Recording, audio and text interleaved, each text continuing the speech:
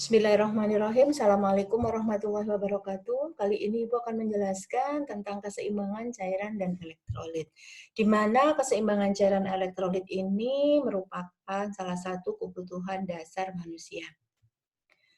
Kebutuhan cairan tubuh sebagai pengantar, kita tahu bahwa untuk pengaturan kebutuhan cairan tubuh dan elektrolit, ini diatur oleh beberapa organ di dalam tubuh kita, diantaranya adalah ginjal, kulit, paru, dan sistem gastrointestinal. Ini hampir semua organ ikut berperan. Untuk ginjal, ginjal ini merupakan organ yang memiliki peran cukup besar dalam pengaturan kebutuhan cairan dan elektrolit. Mungkin Anda sudah pernah mendapatkan di anatomi, fisiologi, dan juga patofisiologi bahwa ginjal ini salah satu fungsinya adalah mengatur atau sebagai regulasi pengaturan cairan dan elektrolit. Sedangkan kulit sendiri juga merupakan bagian penting dalam pengaturan cairan yang terkait dengan proses pengaturan panas. Paru kita tahu bahwa paru ini berperan dalam mengeluarkan cairan yang mana akan menghasilkan yang kita sebut sebagai invisible water loss atau IWL dengan jumlah kurang lebih pada orang normal perharinya adalah 400 mili per hari. Sedangkan gastrointestinal kita tahu bahwa organ pencernaan ini berperan sekali dalam pengeluaran cairan di mana di usus besar, ya, di usus besar atau akan terjadi proses penyerapan cairan. Lalu selanjutnya akan terjadi proses pengeluaran cairan juga. Nah, dalam keadaan normal, cairan yang hilang dalam sistem gastrointestinal ini adalah sekitar 100 sampai 200 mili per hari. Selain itu, pengaturan keseimbangan cairan juga dikontrol melalui mekanisme rasa haus. Di mana mekanisme rasa haus kita tahu kalau kita haus maka kita akan minum banyak. Tapi ketika kita tidak merasakan haus, maka kita pun tidak akan minum. Seringkalinya seperti itu. Nah, mekanisme rasa haus ini dikontrol oleh sistem endokrin atau hormonal.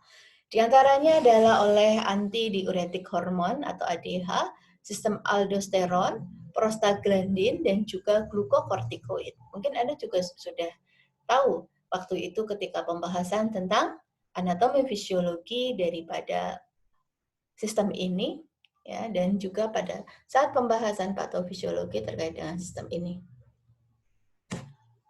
Apa sih sebenarnya fungsi air dalam fisiologi manusia? Kenapa air ini menjadi sangat penting bagi tubuh kita? Yang pertama adalah sebagai media semua reaksi kimia tubuh. Jadi hampir semua reaksi kimia di dalam tubuh kita itu membutuhkan yang namanya air. Lalu yang kedua adalah berperan dalam pengaturan distribusi kimia dan biolistrik dalam sel. Kita tahu bahwa hampir di seluruh bagian tubuh kita ini atau sebagian besar tubuh kita ini sebenarnya terdiri dari air, ya, karena ini sangat penting sekali. Salah satunya adalah berperan dalam pengaturan distribusi kimia dan biolistrik dalam sel. Lalu yang ketiga adalah sebagai alat transportasi hormon dan nutrien. Yang keempat, membawa oksigen dari paru-paru ke seluruh tubuh dan membawa karbon dioksida dari sel ke paru, lalu mengencerkan zat toksik dan waste produk, serta membawanya ke ginjal dan hati. Di hati akan dilakukan detoksifikasi, dan akhirnya di ginjal akan dikeluarkan. Kemudian sebagai distribusi panas ke seluruh tubuh, kita tahu bahwa panas itu dibawa oleh darah, dan darah itu berupa cairan, ya. Lalu bagaimana distribusi cairan dalam tubuh? Mungkin Anda masih ingat bahwa cairan di dalam tubuh itu terdistribusi dalam cairan intraseluler atau di dalam sel dan cairan ekstraseluler atau cairan yang berada di luar sel.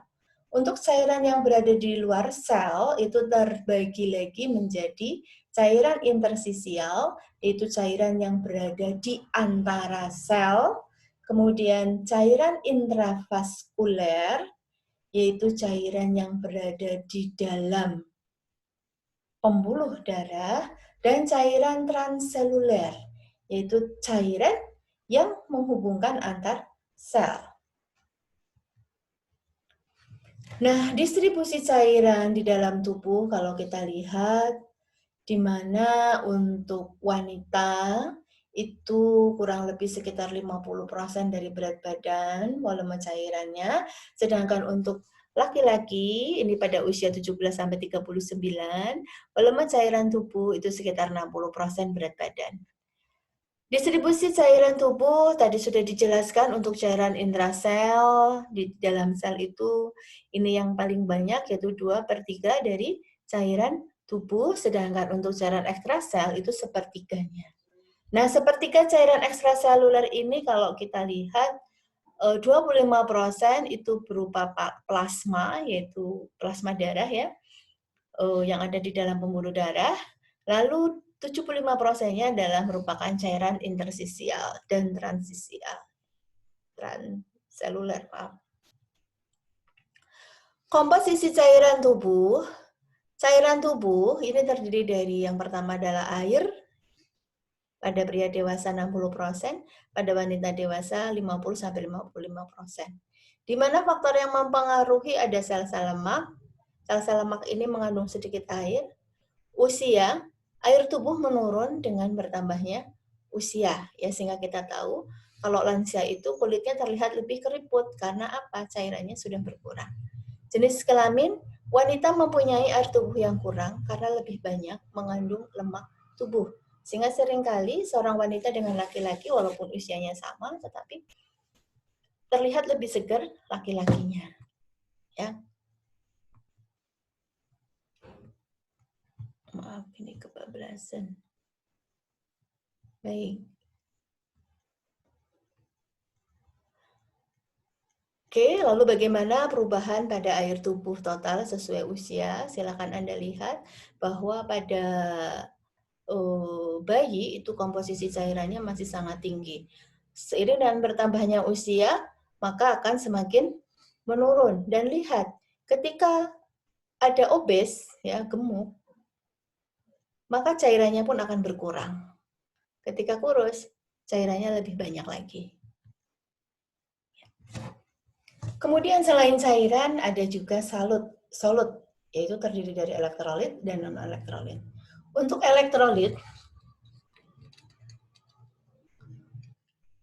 elektrolit, ada kation, yaitu ion-ion yang membentuk muatan positif dalam larutan. Kation ekstraseluler utama adalah natrium, sedangkan kation intraseluler utama adalah kalium.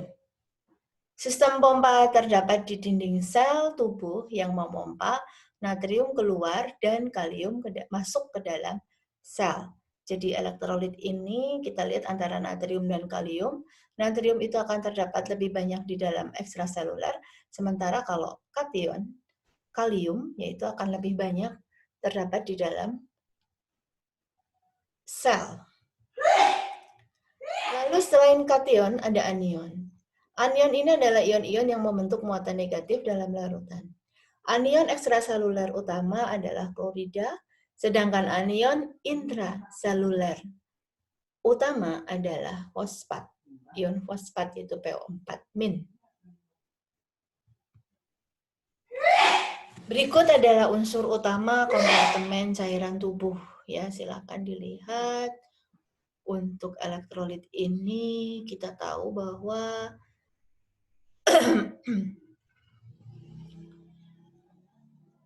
kompartemen ada intravaskuler, ada interstisial, ada intraseluler, ada transseluler. Transseluler nanti itu akan dilihat lagi ada asam lambung, ada getah pankreas, dan ada keringat. Ya, jadi dibagi menjadi beberapa cairan. Oke, itu komponennya, silahkan lihat. Lalu yang berikutnya adalah non-elektrolit. Non-elektrolit ini merupakan substansi seperti glukosa dan urea yang tidak berdisosiasi dalam larutan dan diukur berdasarkan berat atau miligram per 100 mili atau miligram per dl. Non-elektrolit lainnya yang secara klinis penting mencakup ada kreatinin dan juga bilirubin. Ya, jadi ureum, glukosa, kreatinin, bilirubin ini adalah non-elektrolit. Kemudian Bagaimana perpindahan cairan dan elektrolit? Perpindahan cairan dan elektrolit, mungkin Anda juga masih ingat pada pembahasan fisiologi, ada beberapa cara. Yang pertama adalah difusi. Difusi ini adalah perpindahan molekul dari tekanan atau konsentrasi yang tinggi ke tekanan atau konsentrasi yang rendah. Dia bisa melalui membran vaskuler begitu saja. Ya, ini kalau difusi. Keluar masuk seperti itu tanpa memerlukan perantara apapun, hanya dikarenakan adanya perbedaan tekanan. Ya. Kemudian osmosis, osmosis adalah perpindahan dari konsentrasi zat yang terlalu rendah, artinya yang memiliki konsentrasi rendah, ke konsentrasi yang tinggi. Osmolaritas ini ukuran konsentrasi suatu larutan yang isotonis. Misalnya adalah konsentrasi larutan plasma darah. Jadi osmosis itu nanti perpindahan cairannya bergantung pada konsentrasi cairan tersebut. Kalau NaCl itu adalah hampir sama, isotonis, cairan isotonis, hampir sama dengan cairan di tubuh. Ya. Nanti ada cairan yang hipertonis, seperti apa itu, yang buat orang stroke, ya ketika ada perdarahan. Kok Ibu lupa ya? Nanti dilihat ya, itu cairan isotonis.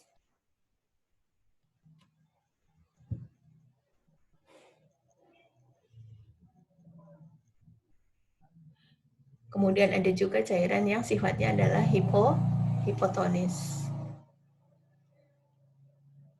Manitol, oke ya, manitol. Manitol itu adalah cairan yang hipertonis, cairan infus yang hipertonis. Karena dia memiliki osmolaritas yang tinggi, harapannya bisa menarik cairan yang ada di dalam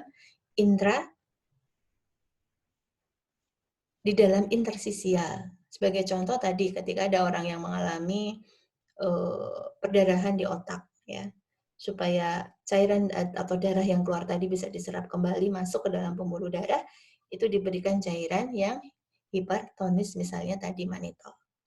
Kemudian transport aktif. Transport aktif ini adalah perpindahan molekul dari tekanan atau konsentrasi rendah ke konsentrasi yang tinggi dengan menggunakan energi.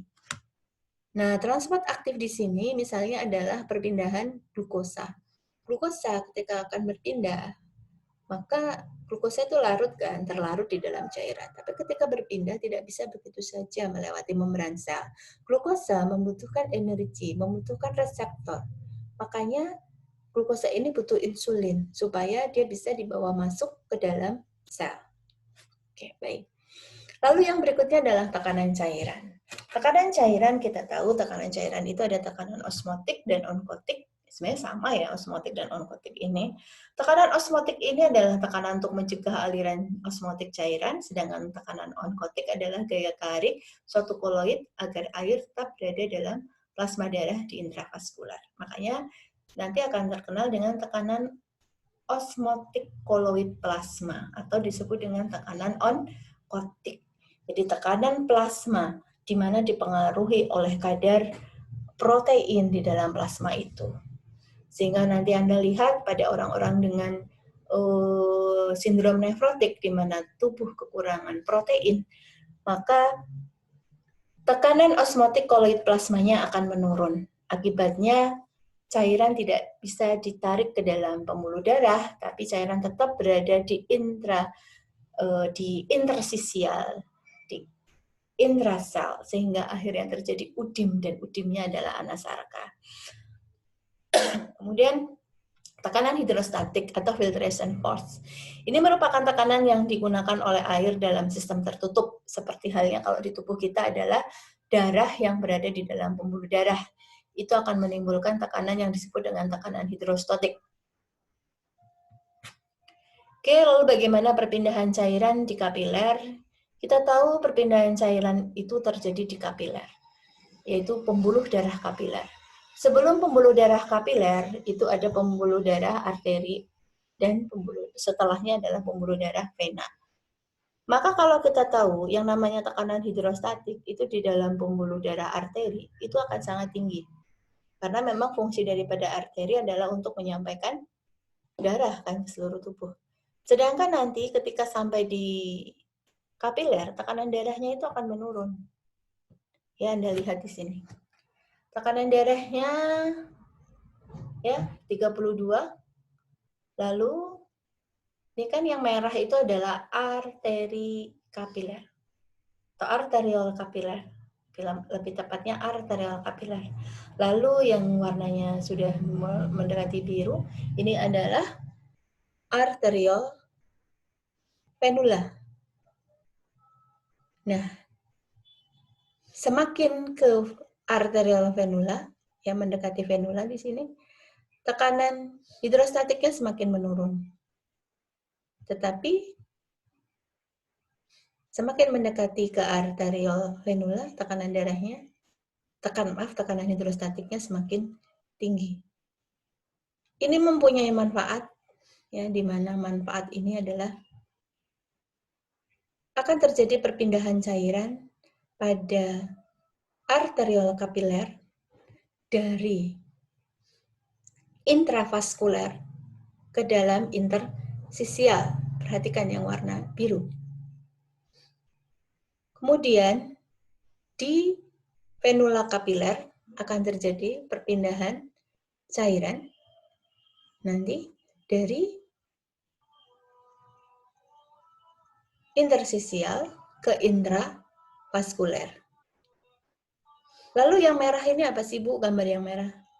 Yang gambar merah ini adalah tekanan osmotik koloid plasma, di mana tekanannya itu dari arteri sampai vena nanti sama, yaitu sebesar 28 mm Hg. Sehingga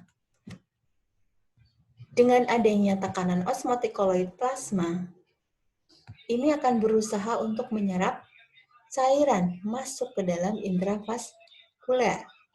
Namun, kedua tekanan ini akan bekerja sama atau saling bekerja sesuai dengan fungsinya masing-masing, sehingga Anda melihat di sini ada yang keluar, ada yang masuk. Nah, Anda lihat garis perbedaan antara yang garis merah dengan yang garis biru, ya. Sampai ke ini ibarat arteri itu dibagi dua. Pada arteri kapiler atau arteriola kapiler ini yang warnanya merah misalnya, maka akan terjadi atau yang kuat, yang menang adalah tekanan hidrostatik. Sehingga disinilah nanti akan terjadi perpindahan cairan pada arterial kapiler dari intravaskuler ke intersisial. Dan sebaliknya, di venula kapiler ternyata tekanan osmotiknya ini lebih tinggi daripada tekanan hidrostatik. Sehingga akan terjadi perpindahan cairan dari intersisial ke intravaskuler. Paham ya? Dan ini perpindahan cairan dari intravaskuler ke intersisial disebut dengan filtrasi. Lalu perpindahan cairan dari intersisial ke intravaskuler ke dalam pembuluh darah disebut dengan absorpsi. Dan inilah yang nanti menjadi hal yang sangat penting di dalam tubuh kita, sehingga akan di dalam pembahasan tentang kardiovaskuler berlaku hukum Starling. Artinya dari 10 atau 100% cairan yang dikeluarkan dari pembuluh darah, maka 100%-nya akan dimasukkan kembali ke dalam pembuluh darah. Kalau tidak demikian, maka akan terjadi gangguan. Walaupun yang 10%-nya itu tidak melalui absorpsi, tetapi akan dikembalikan melalui sistem limpa atau melalui kelenjar sistem limpatik. Semoga bisa dipahami. Baik, kita lanjut. Lalu bagaimana selektivitas daripada permeabilitas membran? Membran sel ini terdiri dari lipid bilayer, di mana permeabilitas membran sel itu bersifat selektif terhadap ion dan air. Nah, berbicara tentang permeabilitas membran, bahwa Pada kondisi-kondisi tertentu atau pada kondisi normal, permeabilitas membran ini sudah diatur sedemikian rupa, sehingga dia bisa dilewati oleh ukuran molekul-molekul yang memang harus melewatinya. Tadi ya, ada reabsorpsi, ada filtrasi. Pada keadaan tertentu, permeabilitas membran ini bisa meningkat sangat tinggi. Misalnya ketika terjadi infeksi, ya masih ingat ya pembahasan patofis. Ketika terjadi infeksi, maka permeabilitas membran ini bisa meningkat sangat tinggi sehingga akhirnya terjadi shift cairan ke interstisial. Yang pada akhirnya kita lihat kalau ada infeksi itu, misalnya luka gitu ya, akan muncul tanda peradangan yang pertama yaitu bengkak tadi. Itu karena adanya shift cairan ke dalam interstisial karena permeabilitas membran meningkat tinggi. Maaf ya. Kemudian macam-macam sifat larutan. Nah, ini tadi Ibu sudah jelaskan ya, ada larutan isotonik. Larutan isotonik ini ya osmolitasnya sama dengan plasma darah. Kemudian kalau jenis cairan yang memiliki sifat isotonik itu misalnya NaCl 0,9%. Kemudian ada hipotonik, adalah suatu larutan yang memiliki konsentrasi lebih rendah dari plasma. Misalnya NaCl yang konsentrasinya kurang dari 0,9%. Kemudian ada hipertonik, itu larutan yang memiliki konsentrasi lebih tinggi dari plasma. Misalnya tadi ada manitol, kemudian ada D5, ada D10, dan seterusnya. D40, nah itu cairan hipertonik. Lalu bagaimana pengaturan keseimbangan cairan dan elektrolit? Pengaturan cairan dan elektrolit yang pertama adalah pengaturan melalui volume cairan ekstra sel, di mana ada asupan cairan, jumlah asupan cairan kita yang kita minum, lalu nanti akan melibatkan peranan ginjal dalam pengaturan cairan.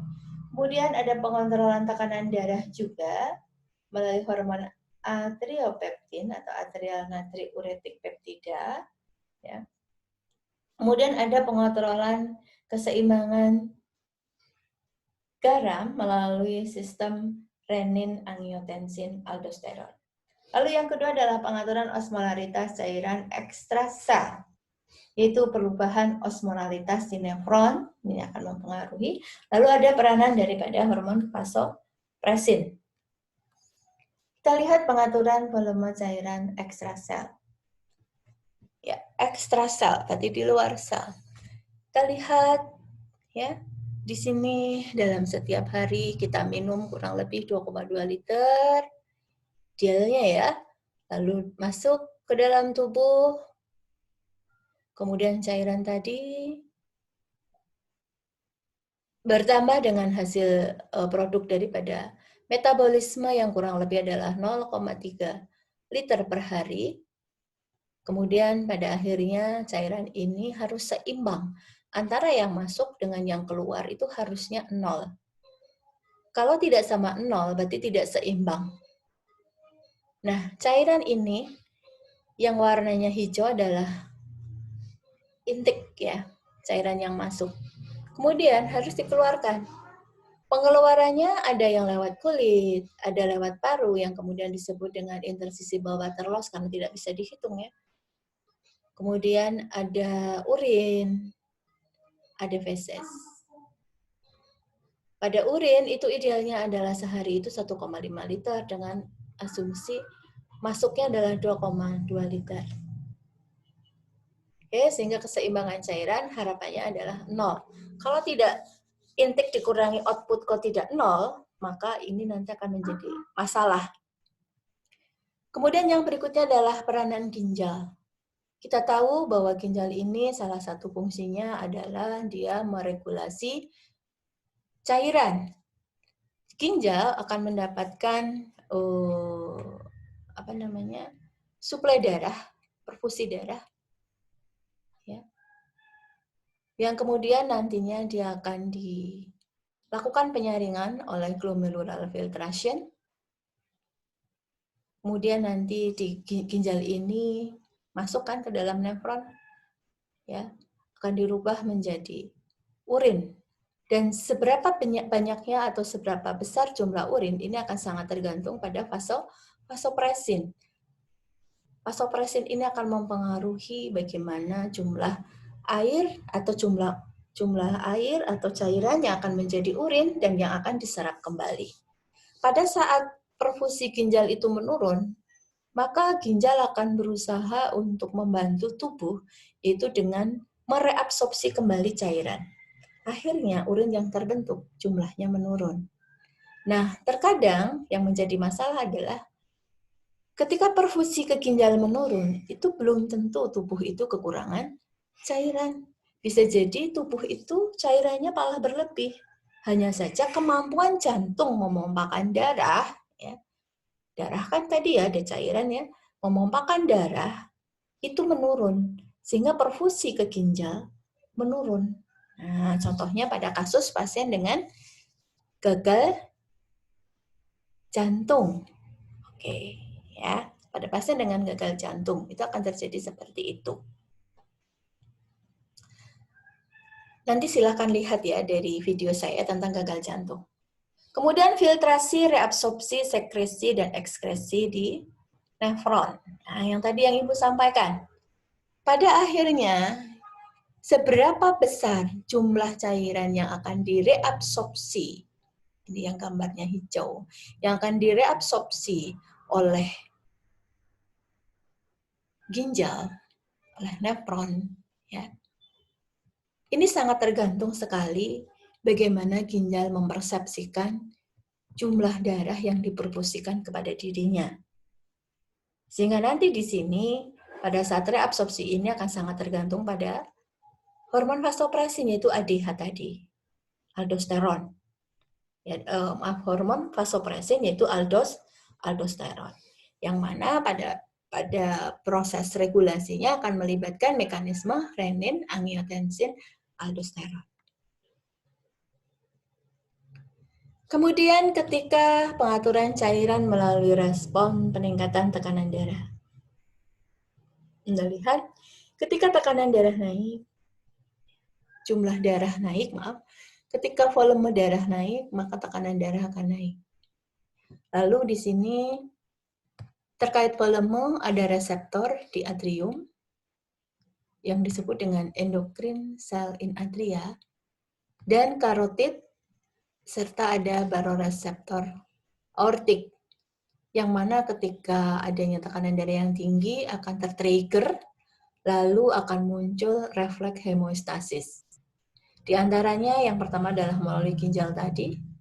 Ginjal akan mengekskresikan garam dan air dalam urin, sehingga diharapkan akan terjadi penurunan extracellular fluid atau penurunan cairan ekstraseluler dan intraseluler.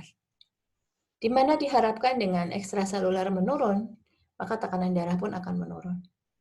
Lalu yang kedua adalah dengan kardiovaskular system, di mana kardiovaskular system ini ketika kondisi seperti ini, maka akan berusaha untuk melakukan vasodilatasi sehingga cardiac output-nya menurun dengan harapan tekanan darahnya pun akan menurun.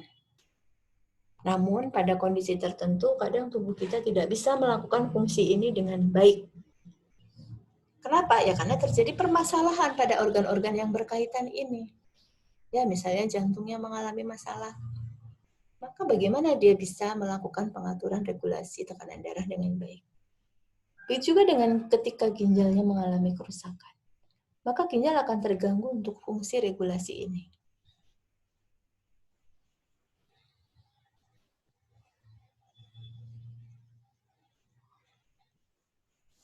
Dan sebaliknya ketika terjadi penurunan jumlah volume darah, maka akan terjadi penurunan tekanan darah yang mana akan memberikan respon kepada baroreseptor, lalu akan terjadi trigger homeostatic reflex, ya, di mana secara behavior kita akan merasa haus sehingga kita akan minum air lebih banyak, sehingga harapannya akan terjadi peningkatan cairan ekstra seluler dan intravaskuler. Kardiovaskular pun begitu, ketika jumlah volume darah menurun, maka akan terjadi suatu kompensasi di mana cardiac output itu akan ditingkatkan. Ya, misalnya dengan meningkatkan heart rate. Sehingga walaupun jumlah darahnya menurun, stroke volumenya menurun, tetapi dengan heart rate yang meningkat diharapkan cardiac output tetap dalam batas normal. Sehingga diharapkan tekanan darah akan kembali normal. Begitu juga dengan ginjal, ginjal pun akan seperti itu. Ketika perfusi darah ke ginjal menurun, dia akan berusaha untuk mereabsorpsi cairan kembali, sehingga harapannya tekanan darah pun akan meningkat.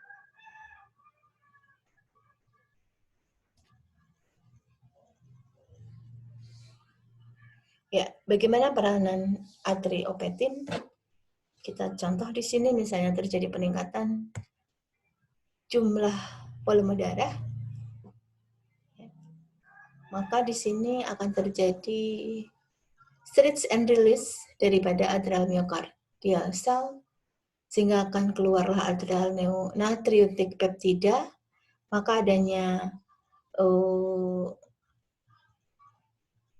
atrial natriuretic peptida ini direspon oleh efektor hipotalamus misalnya, dia akan menginhibisi vasopresin, aldosteron tadi, ya, sehingga akan terjadi peningkatan ekskresi daripada natrium dan air.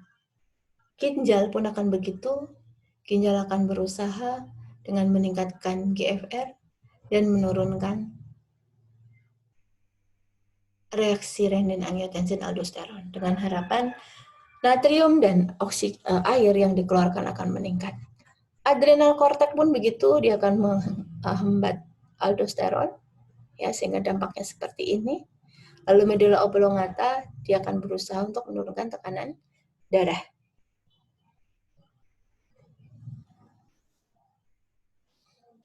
Lalu bagaimana peranan renin, angiotensin, aldosteron, ya? Tadi ketika perfusi ke ginjal menurun, maka akan direspon oleh aparatus juxtaglomérulus di ginjal untuk memproduksi renin.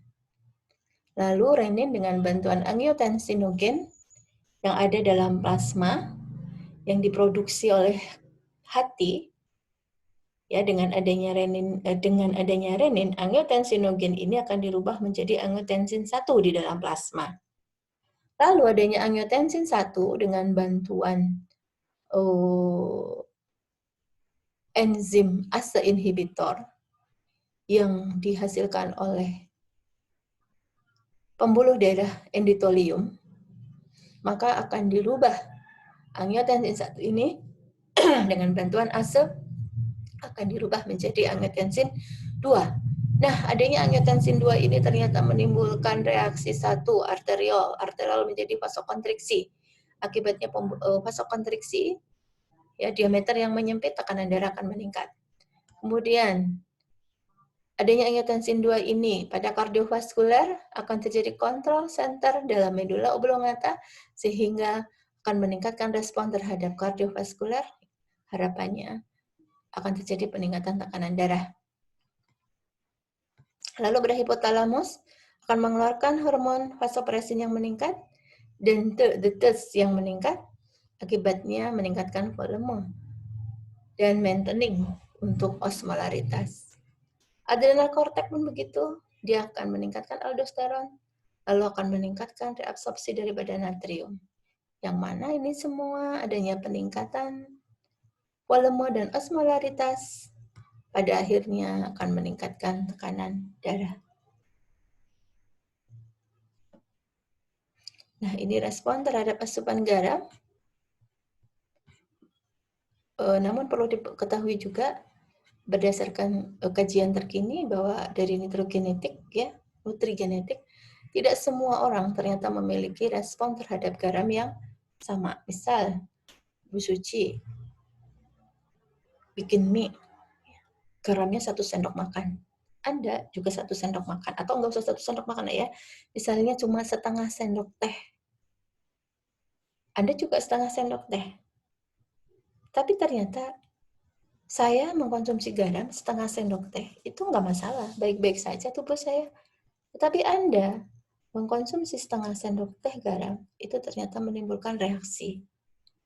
Maka inilah reaksi yang misalnya tadi dengan meningkatnya tekanan darah, tapi saya tidak apa-apa gitu ya. Jadi respon terhadap asupan garam dari hasil kajian yang sekarang ternyata menimbulkan respon atau bisa menimbulkan respon yang berbeda-beda antar individu. Ya itulah yang dikaji dalam ilmu nutrigenetik. Kemudian pengaturan osmolaritas cairan ekstraseluler. Ini adanya perubahan osmolaritas di nefron. Ya, tentunya ini semua akan mempengaruhi jumlah cairan yang ada di interstisial. Maaf, yang ada di luar sel.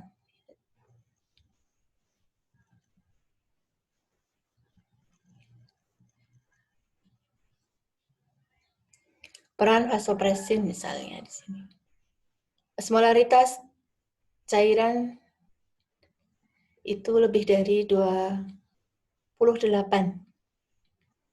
mm Hg atau 280 miliosmolaritas. Maka pada hipotalamik untuk osmoreseptor dia akan meneruskan interneuron hipotalamik yang pada akhirnya hipotalamik neuron dan akan mensintesis vasopresin. Nah, vasopresin akan dikeluarkan dari posterior pituitary, lalu akan terkumpul di dalam ductus epithelium, kemudian akan masuk ke dalam cairan, sehingga akan terjadi peningkatan reabsorpsi cairan. Begitu juga dengan adanya penurunan tekanan darah, tadi sudah dijelaskan ya, silakan nanti dilihat lagi. Lalu ini bagaimana mekanisme kerja vasopresin atau ADH? Antidiuretik hormon. Pada intinya antidiuretik. Diuretik adalah mengeluarkan. Berarti kalau antidiuretik hormonnya tinggi, maka cairan direstriksi, ditahan, tidak dikeluarkan. Namun ketika menurun jumlahnya, maka cairan akan dikeluarkan. Gitu ya, prinsipnya seperti itu.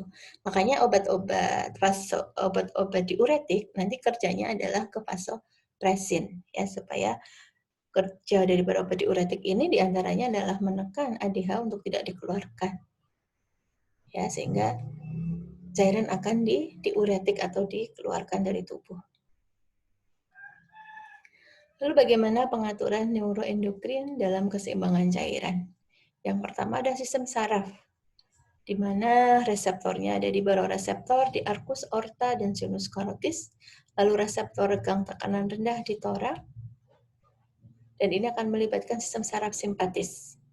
Untuk sistem endokrin ada angiotensin 2 meningkatkan reabsorpsi natrium, aldosteron meningkatkan reabsorpsi natrium, antidiuretik hormon ADH ini meningkatkan reabsorpsi air, lalu ada arterial natriuretik peptida ini meningkatkan ekskresi natrium dan air.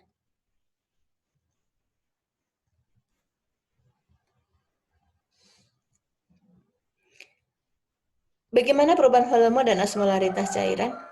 Perhatikan di sini. Kalau meningkat volumenya, akan penurunan keinginan minum ya. Lalu di dalam ingestion, isotonik salin ini tidak akan mengalami perubahan. Kemudian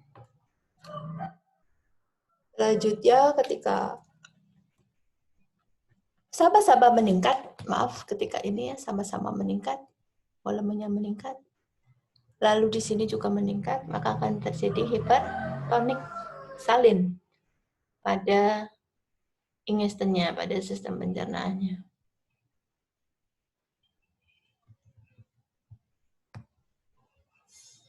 Oke, ketika volume tidak berubah, osmolaritasnya menurun, misalnya ini, replacement, sweat loss with plain water. Lalu kalau osmolaritasnya tidak ada perubahan, tapi volumenya turun, bisa normal volume dan normal osmolaritasnya. Terus kalau meningkat osmolaritasnya, ini biasanya makan tinggi garam tanpa banyak minum. Nah, lihat kalau dehidrasi, osmolaritasnya bisa meningkat, tapi asupan volume darah atau volume cairannya dia menurun. Oke. Faktor-faktor yang mempengaruhi keseimbangan cairan dan elektrolit diantaranya ada umur, suhu lingkungan, diet, stres, penyakit. Ya, umur semakin lanjut, cairannya akan semakin menurun. Suhu lingkungan kalau semakin panas, ya jelas akan mempengaruhi. Diet apalagi, stres juga demikian, penyakit juga, ya.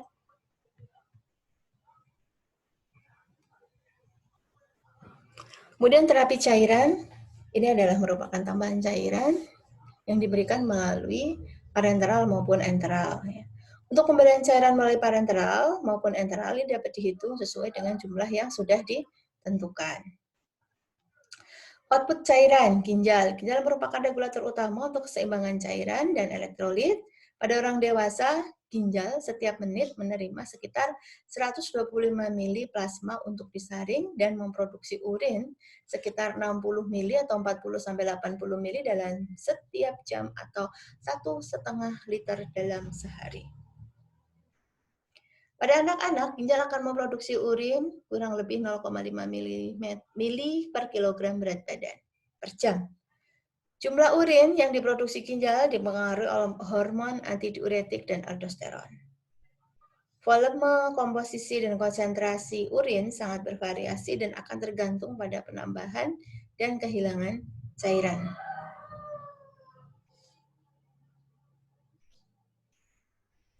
Kehilangan air melalui kulit terutama diatur oleh sistem saraf simpatis yang mengaktifkan kelenjar keringat.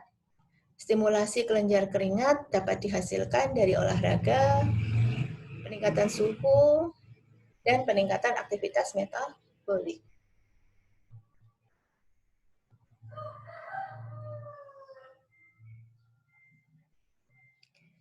Yang kemudian adalah cairan tak kasat mata dari kulit.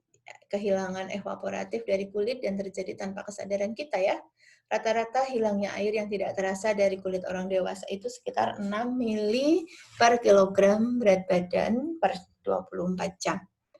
Lalu kehilangan cairan tak kasat mata ini dapat meningkat pada keadaan tertentu, misalnya pada demam, bayi dengan berat badan lahir rendah, dan lain-lain. Nah, ini termasuk cairan tak kasat mata itu adalah IWL. Ya, tadi yang Ibu sudah sebutkan. Interstitial water loss. Cairan kasat mata atau interstitial water loss ini merupakan pengeluaran cairan melalui keringanan yang berlebihan yang dapat dirasakan, cairan kasat mata. Cairan kasat mata pada kulit ini pengeluaran cairan melalui keringat yang berlebihan dan dapat dirasakan oleh individu. Jumlah pengeluaran keringat yang dapat dirasakan ini berhubungan dengan banyaknya olahraga, suhu lingkungan, dan aktivitas metabolik. Cairan kasat mata atau cairan yang bisa kita lihat ini tidak mengandung elektrolit dalam jumlah yang bermakna.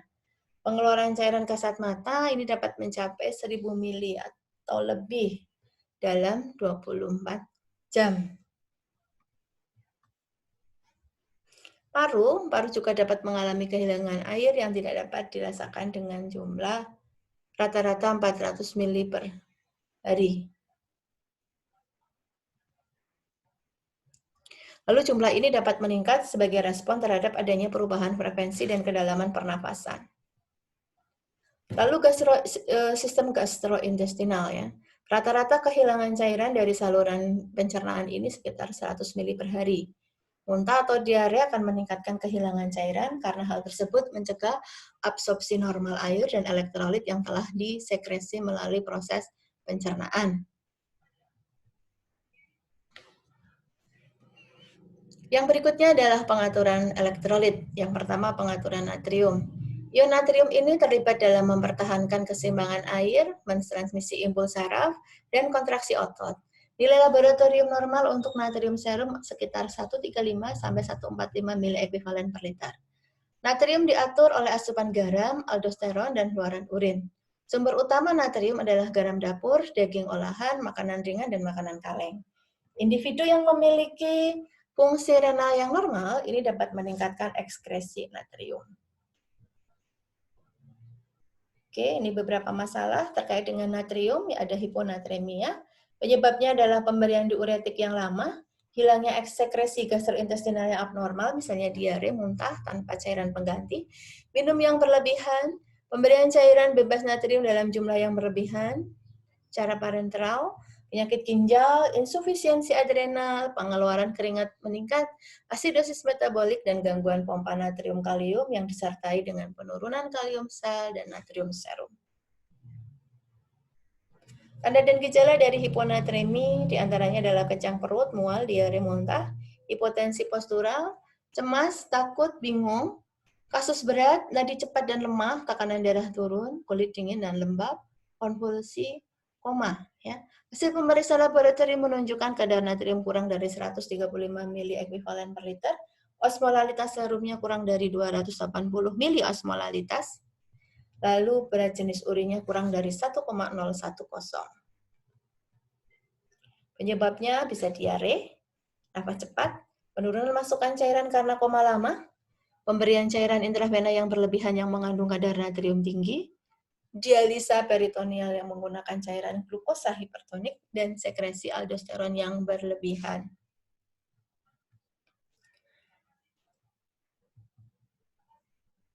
Ini adalah penyebab hipernatremi ya. Kita masuk ke hipernatremi. Ibu ulangi, Ibu agak kacau sebentar.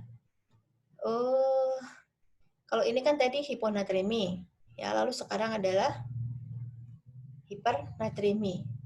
Penyebabnya hampir mirip ya, tetapi ada perbedaan nanti. Contoh yang perbedaan di sini adalah pemberian cairan natrium tinggi yang berlebihan. Ya. Lalu sekresi aldosteron yang berlebihan, kebalikan dari hiponatremi. Tanda gejala hipernatremi, rasa haus yang berlebihan, pemberan mukosa kering, turgor jaringan yang jelek, lidah kasar dan berwarna merah, kulit kemerahan dan bengkak, konvulsi, peningkatan suhu, oliguria atau anuria. Hasil pemeriksaan laboratorium menunjukkan kadar natrium lebih dari 145 mil ekuivalen per liter, osmolaritasnya lebih dari 295 mili osmolalitas per kilogram berat badan, ya, dan berat jenis urin itu lebih dari 1,015. Pengaturan kalium sekarang. Kalium merupakan kation intrasel utama yang mengatur eksitabilitas atau rangsangan neuromuskular dan kontraksi otot. Sumber kalium ini terdapat pada gandum utuh, daging, polong-polongan, buah, dan sayur. Kalium dibutuhkan untuk pembentukan glikogen, sintesis protein, dan upaya memperbaiki asam basa. Nilai normalnya adalah 3,5 sampai 5,3 mili ekuivalen per liter. Kalium membantu pengaturan keseimbangan asam basa karena ion kalium dapat ditukar dengan ion hidrogen. Kalium ini terutama diatur oleh ginjal, itu suatu kondisi yang menurunkan haluan urin akan menurunkan ekskresi kalium. Seiring dengan peningkatan sekresi aldosteron, maka kalium yang diekskresikan melalui urin akan lebih banyak, sehingga kadar kalium serum menurun. Lalu mekanisme pengaturan lain adalah dengan pertukaran ion kalium dengan ion natrium di tubulus ginjal. Apabila natrium dipertahankan, maka kalium akan dikeluarkan. Nah, teman-teman perhatikan poin yang kedua ini. Kalium terutama diatur oleh ginjal, yaitu suatu kondisi yang menurunkan haluan urin akan menurunkan ekskresi kalium. Ya, kembali lagi ke fungsi ginjal. Dan sebaliknya, suatu kondisi yang meningkatkan haluan urin maka akan meningkatkan ekskresi kalium. Makanya, perhatikan pada pasien-pasien nanti yang mendapatkan obat diuretik. Obat diuretik itu akan menyebabkan peningkatan haluan urin. Maka obat diuretik akan bisa meningkatkan ekskresi daripada kalium. Walaupun ada obat diuretik yang istilahnya boros kalium, berarti kaliumnya nanti yang seperti ini, tapi ada juga yang tidak. Oleh karenanya pada pasien-pasien yang mendapatkan diuresis, kita harus pantau jangan sampai kaliumnya itu menurun karena tadi ya tanda gejalanya tentunya Anda sudah lihat. Nah, kita lihat nih bagaimana kalau terjadi hipokalemi dan bagaimana kalau terjadi hiperkalemi. Hipokalemi penyebabnya adalah kehilangan cairan gastrointestinal, misalnya ketika diare, muntah, lalu pemberian diuretik, penggunaan cairan intravena yang tidak mengandung kalium secara berlebihan, lalu penggunaan steroid berlebihan, alkalosis metabolik, sindrom Cushing atau tumor yang dapat memproduksi hormon adrenal, poliuri, dan pengeluaran keringat yang berlebihan. Tanda gejalanya apa kalau hiponatremi? Nadi lemah dan tak teratur, nafas dangkal, tekanan darah turun, anoreksi, nausea, vomitus, ya, kembung, lalu otot lemah, kelemahan, keletihan, aritmi, bising usus turun, apnu, kegagalan pernafasan jika kadar kalium 2,0 mili ekuivalen per liter dan hasil pemeriksaan laboratorium menunjukkan kadar kalium kurang 3,5 mili ekuivalen per liter. Hiperkalemi sekarang, ya, hiperkalemi. Penyebabnya adalah penyakit ginjal, luka bakar, pemberian kalium yang berlebihan, asidosis metabolik, trauma jaringan masif, misalnya kalium dikeluarkan langsung dari sel, pemberian diuretik hemat kalium, dehidrasi hipertonik, dan juga insufisiensi adrenal.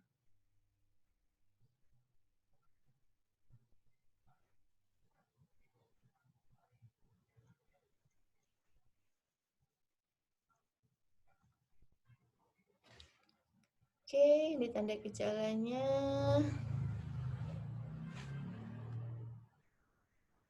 Dari hiperkalemi, maka akan terjadi mual, hiperaktivitas sistem cerna, ansietas, disritmia jantung, badan terasa lemas, parestesia, denyut nadi tidak teratur dan lambat, hipotensi, kelemahan, hasil pemeriksaan laboratorium, kaliumnya lebih dari 5,3 mili ekuivalen per liter.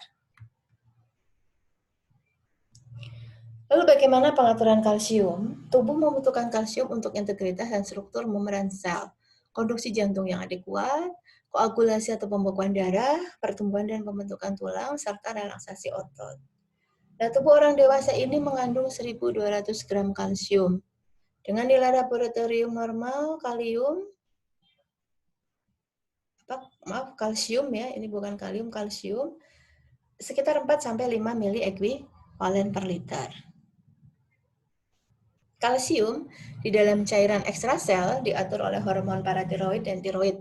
Hormon paratiroid mengontrol keseimbangan kalsium tulang, absorpsi kalsium di gastrointestinal, dan ekskresi kalsium di ginjal.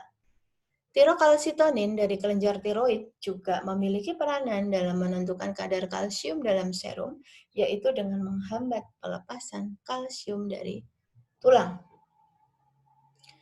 Hipokalemi penyebabnya adalah hipoparatiroid, pemberian darah yang berlebihan yang mengandung sitrat, pemberian cairan intravena yang tidak mengandung kalsium, alkalosis metabolik, peritonitis, nutrisi parenteral total, penyakit-penyakit pankreas, hipoalbumin, defisiensi vitamin D, dan penyakit neoplastik. Tanda dan gejala daripada hipokalsemia, yang pertama adalah penurunan sensasi, parestesi, baal, dan kesemutan pada daerah jari-jari dan sirkummoral, refleksnya hiperaktif, tanda Trousseau, yaitu spasme karpopedal terjadi jika sirkulasi ke ekstremitas berkurang. Lalu ada tanda Stokes, di mana terjadi kontraksi otot wajah sebagai respon terhadap ketukan di daerah yang dipersarafi oleh saraf facial. Kemudian tulang-tulang yang berpori-pori dan berongga tampak pada fotosinar X. Lalu ada pada hipokalsemia kronik akan terjadi tetani, kram otot, fraktur patologis.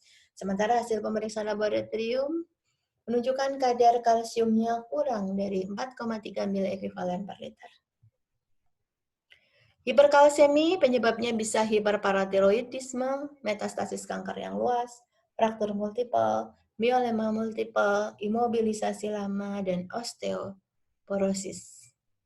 Tanda gejalanya penurunan tonus otot, anoreksia, mual dan muntah, kelemahan, letargi, penurunan kesadaran, henti jantung.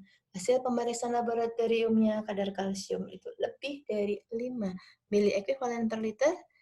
Sinar X menunjukkan, ya pada pemeriksaan sinar X menunjukkan adanya osteoporosis yang menyeluruh. Lalu ada peningkatan pun lebih dari 25 mg per 100 mili dan peningkatan kreatinin lebih 1,5 mg per 100 mili. Yang berikutnya adalah pengaturan magnesium. Magnesium ini merupakan kation terpenting kedua dalam cairan intrasel dan sangat penting untuk aktivitas enzim, neurokimia, dan eksitabilitas otot. Nilai normal laboratorium magnesium serum itu sekitar 1,5 sampai 2,5 mil ekuivalen per liter, di mana magnesium ini berperan dalam metabolisme karbohidrat dan protein dan juga penting untuk konduksi saraf. Magnesium terutama terdekskresi melalui mekanisme ginjal. Perubahan kadar magnesium sering dihubungkan dengan penyakit serius dan menghasilkan gejala yang mencerminkan adanya perubahan fungsi neuromuskular dan kardiovaskular. Hipomagnesia, penyebabnya asupan yang tidak adekuat, malnutrisi, dan alkoholisme.